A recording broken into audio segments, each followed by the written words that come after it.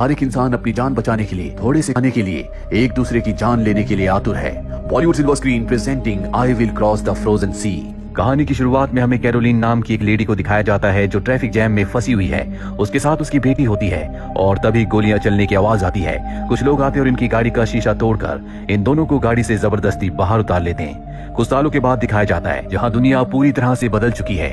अगर तुम्हें जिंदा रहना है तो तुम्हें दूसरे को मारना आना चाहिए। यहाँ पर कैरोलिन ने अपनी बेटी को खो दिया है और खुद वो एक सोल्जर बन चुकी है। अब वो अपने बाकी साथियों के साथ ट्रेन से कहीं जा रही होती है। तभी ट्रेन रुकती है। वहाँ पर लेफ्टिनेंट आता है और कहता है कि तुम्हें हमारे साथ चलना होगा, जिसके बाद कैरोलिन उसकी गाड़ी में बैठकर यहाँ से निकल जाती है। दरअसल लेफ्टिनेंट उसे बेस ले जा रहा है। रास्ते में एक जगह वो अपनी गाड़ी को रोकता है जहाँ पर चारों तरफ इंसान होते हैं और इस वक्त इंसान का सबसे बड़ा दुश्मन है। लेफ्टिनेंट कहता है कि तुम यहीं रुको, मैं कुछ सामान लेकर आता हूँ, पर गाड़ी से बाहर मत निकलना। लेफ्टिनेंट के जाने के बाद कैरोलिन गाड़ी से बाहर उतर जाती है। वो लोगों से बात करने की कोशिश करती है पर वहाँ के लोग उसके ऊपर हमला कर देते हैं। कैरोलिन के पास हथियार हैं जिससे वो उन लोगों के ऊपर हमला करती है और लेफ्टिनेंट को वहीं छोड़कर गाड़ी से बेस की तरफ निकल पड़ती है। दरअसल लेफ्टिनेंट उसे जिस रास्ते से लाया था वो बेस का रास्ता नहीं था और ये बात उसे पता थी और अब कैरोलिन बेस तक पहुंच जाती है जहां पर बहुत सारे सोल्जर्स होते हैं। कैरोलिन एक सोल्जर को अपना ऑर्डर लेटर दिखाती है। वो पूछता है कि तुम्हारा साथी कहां पर है। वो कहती है कि वो यहाँ पर नहीं पहुंच पाया। वो उसे पूरी बात नहीं बताती। इसके बाद उसे बेस के अंदर ले जाया जाता है जहाँ पर उसे 3 और सोल्जर्स मिलते हैं जिन तीनों को उसी की तरह यहाँ पर लाया गया है। अब यहाँ पर कैप्टन आती है और इन चारों को कर्नल के पास ले जाती है। वो यहाँ पर सबको बताती है कि हमारे बहुत सारे लोग मारे जा चुके हैं, दुश्मन ने हमारे ऊपर हमला किया है, हमारी हजारों किलोमीटर जमीन उनके कब्जे में है और अब उनका अगला टारगेट हमारा ये वाला बेस है। अगर ये बेस उन्होंने अपने कब्जे में ले लिया तो हम जंग को पूरी तरह से हार जाएंगे, इंसानियत हमेशा के लिए खत्म हो जाएगी। आर्कटिक जो पूरी तरह से बर्फ से ढका हुआ है, इसकी बर्फ की परत बहुत पतली है जिस पर गाड़ियों का चलना असंभव है। सिर्फ स्केटिंग करके ही दूसरी तरफ जाया जा सकता है। ये चारों के चारों बहुत अच्छे स्केटर्स होते हैं, इसीलिए इन सबको यहाँ पर बुलाया गया है। कर्नल बताता है कि तुम्हें यहाँ से बहुत मीलों दूर आर्कटिक के पार एक हमारा रिसर्च बेस है, वहां तक 2 कैप्सूल्स को ले जाना होगा। अगर तुम इसमें कामयाब हुए तो शायद ये जंग हमेशा के लिए खत्म हो जाए, लेकिन ये मिशन बहुत खतरनाक है।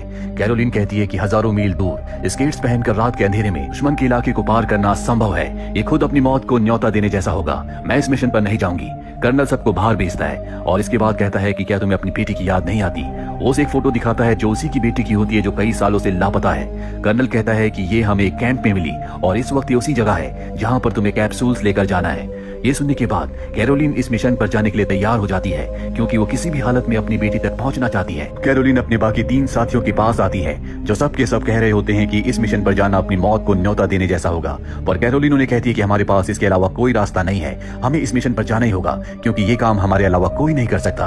दरअसल यहाँ पर हर किसी ने किसी न किसी को खोया है और अब अगली सुबह इन सबको मिशन पर निकलना है, पर रात को इनके कैंप पर इनके बेस के ऊपर हमला हो जाता है। इसीलिए रात को ये चारों के चारों मिशन पर निकलने के लिए तैयार हो जाते हैं। कर्नल इनके पास आता है और इन्हें कैप्सूल्स देते हुए कहता है कि इनकी रक्षा अपनी जान से भी ज्यादा करना। यहाँ पर वो लेफ्टिनेंट भी आ जाता है जिसे कैरोलिन रास्ते में छोड़कर आ गई थी। वो भी इनके साथ निकल जाता है और कैरोलिन को उस पर शक होता है और अब इनके निकलते ही बेस को दिखाया जाता है जिसे दुश्मन ने पूरी तरह से तबाह कर दिया है। पूरी रात 6 के 6 लोग स्केटिंग करते रहते हैं और सुबह होने पर कैप्टन सबको रुकने के लिए कहती है। सुबह ये सफर नहीं कर सकते क्योंकि अगर सुबह इन्होंने अपना सफर जारी रखा तो दुश्मन इन्हें देख लेंगे और मार देंगे। कैप्टन कहती है कि रात को हम अपना सफर जारी करेंगे। तभी वहाँ की बर्फ टूट जाती है और कैप्टन पानी के अंदर गिर जाती है। सबके सब बर्फ पर लेट जाते हैं क्योंकि उनके गिरने का भी खतरा है, पर कैरोलिन पानी के अंदर कूद जाती है ताकि वो कैप्टन को बचा सके। साथ ही कैप्सूल्स भी कैप्टन के पास ही होते हैं। कैप्टन पानी के बहुत नीचे जा चुकी है, उसे बचाना असंभव है, लेकिन कैरोलिन उस तक पहुंचकर कैप्सूल वाला बैग लेकर ऊपर आ जाती है, पर अब उसकी हालत बहुत ज्यादा खराब हो चुकी है। इसीलिए उसके साथी उसे पास के घर पर ले जाते हैं। आग जलाने के बाद कैरोलिन को थोड़ी सी राहत मिलती है और अब कैप्टन इस दुनिया में नहीं रही, इसीलिए इन्हें एक नया कैप्टन चाहिए। लेफ्टिनेंट रैंक में इनसे सबसे ऊपर होता है, इसीलिए सब तय करते हैं कि लेफ्टिनेंट अब जो कहेगा ये उसी के ऑर्डर को फॉलो करेंगे। हालांकि कैरोलिन ऐसा नहीं चाहती क्योंकि उसे लेफ्टिनेंट के ऊपर शक है, पर सबके कहने पर उसे उनकी बात माननी पड़ती है। वे रात को अपना सफर जारी रखेंगे। सब आराम करने के लिए सो जाते हैं। तभी कैरोलिन की आंख खुलती है। उसे बाहर से कुछ आवाज आती है। वो देखती है कि इनका एक साथी बाहर रेडियो पर किसी से बात कर रहा है और तभी यहाँ पर दुश्मन का हेलीकॉप्टर आ जाता है। ये सब के सब बाहर निकल जाते हैं और हेलीकॉप्टर उस घर को उड़ा देता है। इसके बाद कैरोलिन अपने उसी साथी को गन पॉइंट पर ले लेती है जो रेडियो पर बात कर रहा था और सबको बताती है कि इसी ने दुश्मन को यहाँ पर बुलाया है। वो कहता है कि नहीं, मैं अपने कैंप में अपने बेस में अपने लोगों से संपर्क करने की कोशिश कर रहा था क्योंकि मुझे बताया गया है कि वहाँ पर दुश्मन ने हमला किया है। मेरी गर्लफ्रेंड वहीं पर है, मैं जानना चाहता हूँ कि वो जिंदा है कि नहीं, पर सबको इस पर शक है। सीधे सब इसे मारते तो नहीं है लेकिन इसके हथियार छीन लेते हैं और अब ये ये आगे का सफर तय करते हैं। और जब ये एक जमी हुई झील को पार कर रहे होते हैं तभी वहाँ पर एक हेलीकॉप्टर आ जाता है जो इनके ऊपर गोलियां चलाता है। अपनी जान बचाने के लिए सबके सब अलग अलग दिशाओं की तरफ भागते हैं और एक ब्रिज के नीचे अपनी जान बचाकर छुप जाते हैं। हेलीकॉप्टर वहाँ से चला जाता है लेकिन कुछ देर तक ये वहीं पर बैठे रहते हैं क्योंकि इन्हें पता है कि हेलीकॉप्टर वापस लौट कर आ सकता है। कुछ देर इंतजार करने के बाद ये सब के सब यहाँ से आगे बढ़ते हैं। रास्ते में एक छोटा सा टाउन पड़ता है जहाँ अब कोई नहीं रहता। ये घरों की तलाशी लेते हैं और तभी ये देखते हैं कि घर के अंदर रोशनी है।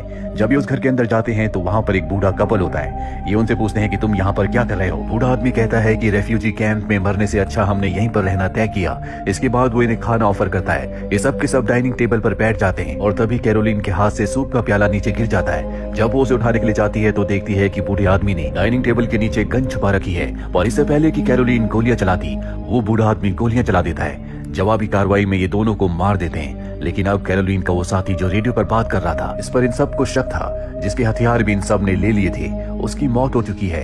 इनका एक दूसरा साथी घायल होता है क्योंकि उसके पेट पर गोली लगी है और तभी इनके उस साथी का जो अभी अभी मारा गया उसका रेडियो रिंग करता है। ये रेडियो को ऑन करते हैं। दूसरी तरफ से एक लड़की बात करती है। उससे बात करने पर इन्हें पता चलता है कि ये इनके साथी की गर्लफ्रेंड थी, यानी कि वो सच कह रहा था, वो गद्दार नहीं था। और अब ये अपने जख्मी साथी को यहाँ से लेकर आगे बढ़ते हैं। रास्ते में इन्हें एक शिप मिलता है जो बर्फ में पूरी तरह से जमा हुआ है। ये उसके अंदर चले जाते हैं पर अभी जानना चाहते हैं कि जो कैप्सूल्स इनके पास हैं उसके अंदर क्या है। क्यों ये एक ऐसी चीज के लिए अपनी जान दे रहे हैं जिसके बारे में इन्हें पता ही नहीं कि उसके अंदर है क्या। हालांकि कैरोलिन उसे खोलने के लिए मना करती है फिर भी ये उसे खोल देते हैं। उसके अंदर एक बॉटल होती है जिसके अंदर लिक्विड है। कैरोलिन कहती है कि शायद ये एक बायोलॉजिकल वेपन है, इसके अंदर वायरस है और इस वायरस के जरिए वो हमारे सभी दुश्मनों को खत्म करना चाहते हैं। अब इनके उस साथी की भी मौत हो जाती है जिसके पेट पर गोली लगी थी। कैरोलिन कहती है कि हमें जल्द से जल्द मिशन को पूरा करना होगा। कैरोलिन का साथी कहता है हमारे सभी साथी मर रहे हैं और तुम्हें इस मिशन से इतना लगाव क्यों है। कैरोलिन उन्हें सच्चाई नहीं बताती कि वो अपनी बेटी तक पहुंचना चाहती है। वो कहती है कि हमें किसी भी कीमत पर जल्द से जल्द कैप्सूल लेकर रिसर्च सेंटर तक पहुंचना होगा। लेकिन अब कैरोलिन का साथी और लेफ्टिनेंट वो इस कैप्सूल को लेकर वहां नहीं जाना चाहते क्योंकि अगर ये वायरस दुनिया में फैल गया तो पूरी इंसानियत का खात्मा हो जाएगा। लेकिन इस बात से कैरोलिन को कोई फर्क नहीं पड़ता, बस वो अपनी बेटी तक पहुंचना चाहती है। इस बारे में वो इन दोनों को नहीं बताती और रात के अंधेरे में इन दोनों को बताए बिना ही वो कैप्सूल लेकर आगे बढ़ जाती है। और कुछ दूर जाने के बाद ही उसे एहसास होता है कि बर्फ की परत यहाँ पर बहुत पतली है। अगर उसने तेजी से स्केटिंग की तो वो पानी के अंदर गिर जाएगी जिससे उसकी मौत हो जाएगी। वो एक ऐसी जगह पर फंस जाती है जहाँ से ना तो वो आगे जा सकती है और ना ही पीछे आ सकती है। लेकिन तभी वहाँ पर लेफ्टिनेंट और उसका साथी आ जाते हैं जो उसको वहाँ से निकाल लेते हैं। साथ ही उसे कैप्सूल भी ले लिया जाता है और अब ये तीनों के तीनों अपने आप को रस्सियों से बांधकर, जो रस्सियां एक दूसरे से बंधी होती है, स्केट करके आगे बढ़ना शुरू कर देते हैं। और तभी इनके सामने दुश्मनों का एक कैंप आता है जो इन पर गोलियां चलाता है। ये उन सबको मार देते हैं और तय करते हैं कि अब इसी कैंप में आराम करेंगे। ये सब के सब अंदर जाते हैं जहाँ पर लेफ्टिनेंट कैरोलाइन से पूछता है कि तुम्हें पता है कि कैप्सूल के अंदर वायरस है जो पूरी मानव जाति को खत्म कर सकता है, लेकिन फिर भी तुम अपने मिशन को पूरा क्यों करना चाहती हो। कैरोलिन उसकी बात का कोई जवाब नहीं देती। वो कहती है कि हमें आराम करना चाहिए। ये सब के सब सो जाते हैं और सुबह कैरोलिन की आंखें गोलियों की आवाज से खुलती है। वो देखती है कि दुश्मन ने इनके ऊपर हमला कर दिया है, लेकिन यहाँ पर लेफ्टिनेंट कैप्सूल लेकर गायब हो चुका है। ये दोनों के दोनों दुश्मनों से लड़ते हैं। कैरोलिन का साथी जो कि एक बहुत अच्छा शूटर है, वो कई लोगों को मार देता है, लेकिन इनके पास गोलियां खत्म होने वाली है। इसीलिए कैरोलिन के पास जो ग्रेनेड होता है वो दुश्मनों के ऊपर फेंक रही होती है, लेकिन गलती से वो ग्रेनेड वहीं पर गिर जाता है जिससे एक ब्लास्ट होता है और इस ब्लास्ट में उसका साथी मारा जाता है। साथ ही यहाँ पर कैरोलिन को अब गोली भी लग चुकी है, वो जख्मी है। हालांकि अब तक कैरोलिन और उसके साथी सभी दुश्मनों को मार चुके हैं, लेकिन अब उसे इसी जख्मी हालत में आगे बढ़ना होगा। वो स्केटिंग करते हुए लगातार आगे बढ़ती चली जाती है और तभी उसे लेफ्टिनेंट दिखता है जिसके पास कैप्सूल है। वो लेफ्टिनेंट को रुकने के लिए कहती है, लेकिन लेफ्टिनेंट रुकना नहीं चाहता। दरअसल वो इस कैप्सूल को, इस वायरस को नष्ट करना चाहता है। इसीलिए कैरोलिन को उस पर गोली चलानी पड़ती है। गोली लगते ही लेफ्टिनेंट वहीं पर गिर जाता है, जिसके बाद कैरोलिन उसके पास आती है। उससे वो वायरस कैप्सूल ले लेती है। लेफ्टिनेंट कहता है कि ऐसा मत करो, इस वायरस को यहीं पर नष्ट कर दो, क्योंकि अगर ये वायरस दुनिया में फैल गया तो करोड़ों मासूमों की जान चली जाएगी। लेकिन कैरोलिन उसकी बात नहीं सुनती और कैप्सूल को लेकर यहाँ से निकल जाती है। कैरोलिन खुद भी जख्मी है, इसीलिए कुछ देर बाद वो वहीं पर गिर जाती है। तभी उसके सामने दो आदमी आते हैं जो घोड़े पर होते हैं। वो कैरोलिन से कहते हैं ब्लैक, और कैरोलिन को अपने मिशन का नाम याद आ जाता है जो कि ब्लैक क्रैब होता है। कैरोलिन जवाब में क्रैब कहती है, जिसके बाद वो बेहोश हो जाती है। कुछ घंटों के बाद जब उसे होश आता है तो वो देखती है कि उसके सामने डॉक्टर है। डॉक्टर कहता है कि हमने तुम्हारे पेट से गोली निकाल दी है, लेकिन हमें तुम्हारी 3 उंगलियों को काटना पड़ा, क्योंकि बर्फ की वजह से, ठंड की वजह से वो पूरी तरह से खराब हो चुकी थी।